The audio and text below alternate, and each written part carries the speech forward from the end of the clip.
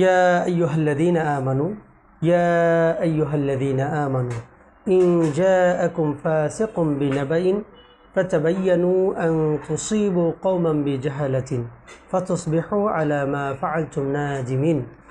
তো এই আয়াতের মধ্যে আল্লাহ সুবহানাহু ওয়া তাআলা বলতেছেন সূরা হুজুরাতের এই 6 নম্বর আয়াতের মধ্যে যে হে ঈমানদারেরা, তোমাদের কাছে যখন কোনো পাপী ব্যক্তি কোনো সংবাদ নিয়ে আসবে সেটা তোমরা আগে পরীক্ষা করে দেখবে, তারপরে সেটা বাস্তবায়ন করবে। যদি সেটা না করো তাহলে এমন কোনো সিদ্ধান্ত নিবে যে কারণে তোমাদেরকে আবার অনুতপ্ত হতে হবে, আবার অনুশোচনা করতে হবে।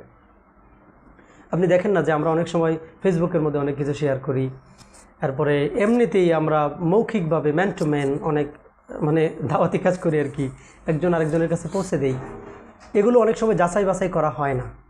আমরা নিজেরাও কোনো ব্যাপারে সিদ্ধান্ত নিয়ে নিই হুট করে যখন আমাদের কাছে কেউ কিছু বলে। এটা করা ঠিক নয়, এটা একজন ঈমানদারের বৈশিষ্ট্য হতে পারে না।